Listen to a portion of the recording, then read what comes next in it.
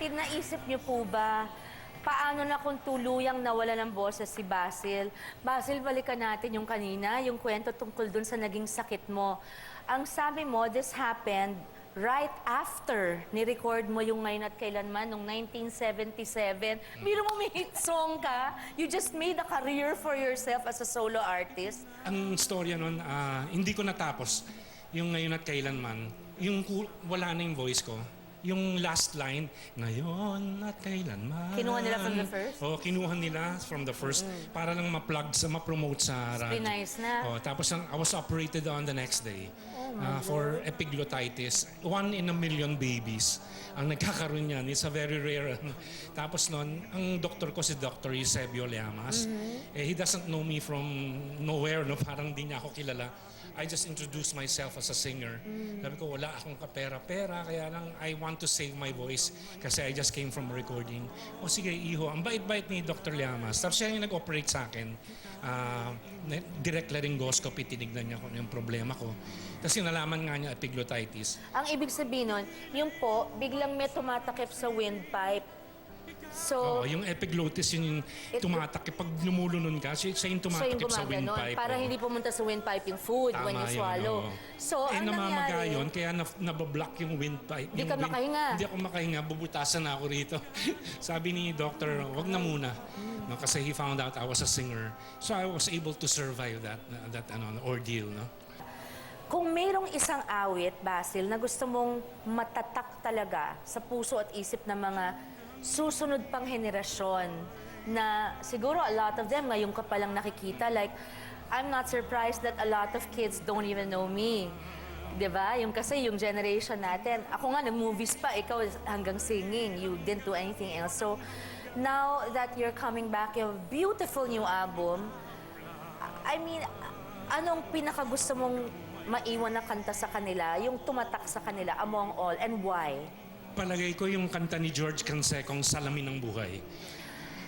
Bakit? Kasi very philosophical siya. No? Sinabi ni George, para sa ito, no? Dahil parang gusto kong pantayan, I took up philo. No? I love Philo. I took up philo in Ateneo. So, ganoon, parang sabi niya, parang siguro akma ito. It talks of, in general, in life, wag mong tapakan yung ibang tao para hindi ka matapakan. At saka,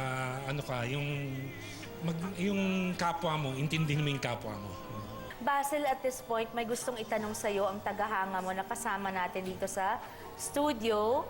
Sina Edward and Shona, who got married, and talagang buong buhay, buong pamilya, puro kanta mo. At si Krisha May, who has won so many singing contests because of Ngayon at Kailanman. Unahin natin si Edward.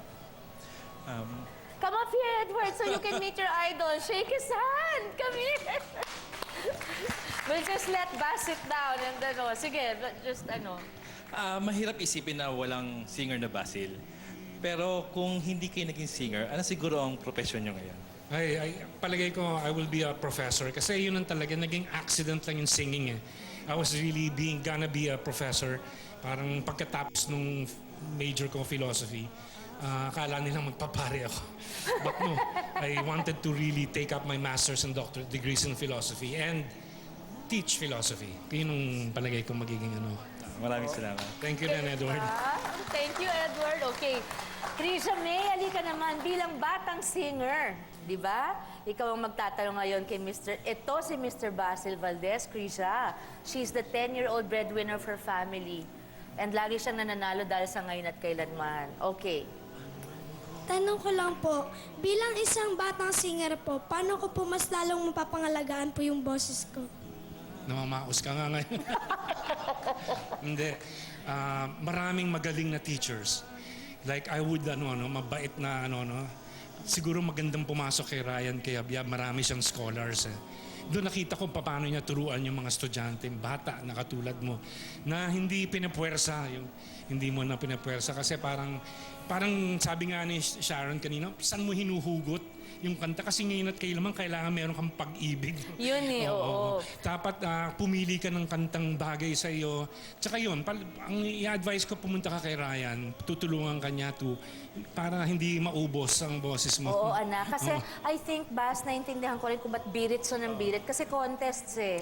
Alam mo, anak, ang tunay na pag-awit, wala sa birit lagi, Kahit sila Regine, sila Sarah, alam nila yan. Na nasa pag-feel mo ng awit, bibirit ka kung kailan panahon, pero hindi buong kanta binibirit mo. Okay, Krisha? Galing Thank yan you, sa Len. kanya, ha? Okay. Si Basil may gifts ngayon para sa kanyang mga tagahangang ito. At signed na ba, Bas? Yes, I'd like to, kasi... Edward and Shona, please come up here. Krisha May also, please. Ali kayo, Kasi ulit. pina-sign sa akin ni Edward tsaka ni Chona yung... 9. 9 albums Beautiful. na... Album pa, yung Wala na tayo. Yeah, this is for Edward and Chona, yung maraming salamat sa iyo. Thank you for your support and your friendship. Krisha, maraming salamat din. Ito yung latest album ko. Yan yung favorite ko ngayon, Krisha. Nandyan lahat talaga. Nandyan kung ano-ano mga... Pati kung ako na lang sana, kinanta ni Basil. Ang ganda! Nandyan. Thank you very much, Bas. What do you Thank you, want to thank say you. to Basil? Thank you very much. Salamat, thank Thank you. you very much po. Thank you, Len. Salamat Pwede sa mo inyo. siya ihag, anak. Nahiya siya. Thank you so Thank you, much. thank you. Thank you. Salamat. Thank you Bye-bye. po. Okay, sa pagbabalik po namin, mga kapatid, ako naman ang medyo ninenervyos. Dahil ang tagal na namin hindi ginagawa. Pero may pagkakataon na ako ulit makaduet si Basil Valdez. So tutok lang kayo!